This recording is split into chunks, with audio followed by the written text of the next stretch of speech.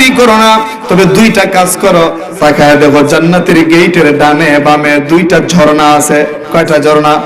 হাদিস শরীফের মধ্যে রাসূল বলেন, একজন ঘোষক ঘোষণা দিবে, ডান দিকের ঝর্ণা থেকে তোমরা প্রত্যেকেই এক এক পেয়ালা পানি পান করো।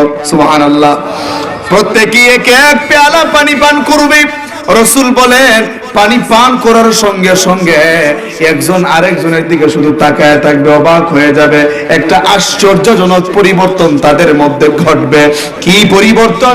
রাসূল বলেন, উম্মতেরা রে, ওই ডান দিকের ঝর্ণা থেকে প্রতিটা বান্দা যখন এক এক পেয়ালা পানি পান করবে, সঙ্গে সঙ্গে প্রস্রাব পায়খানা ইভেন থুতু কাশি পর্যন্ত চিরদিনের জন্য বন্ধ হয়ে যাবে।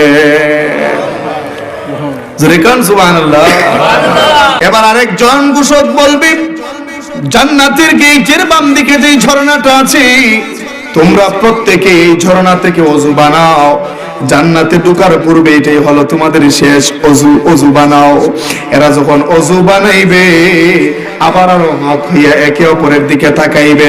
অবাক হইয়া একজন আর একজনের চেহারার দিকে তাকাইয়া পলক আর ফিরাইবে না, এমন অবস্থা তৈরি হবে। রাসূল বলেন, কেন জানোনি? ওই ঝর্ণা থেকে ওযু বানানোর সঙ্গে সঙ্গে এদের প্রতিটা বান্দার চেহারা পূর্ণিমার চাঁদেরই ন্যায় উজ্জ্বল হয়ে যাবে। এরপরে জান্নাতের গেটের ভিতরে যখন প্রবেশ করার পালা, একজন ঘোষক বলবে, দাঁড়াও, তাড়াহুড়া করো না। সর্বপ্রথম জান্নাতের মধ্যে প্রবেশ করবেন রাহমাতুল লিল আলামিন। সুবহানাল্লাহ। রাহমাতুল লিল আলামিন জান্নাতের মধ্যে কদম রাখার পর উম্মতের মধ্যে সর্বপ্রথম জান্নাতে কদম রাখবেন হযরতে আবু বকর সিদ্দিক রাদিয়াল্লাহু তাআলা।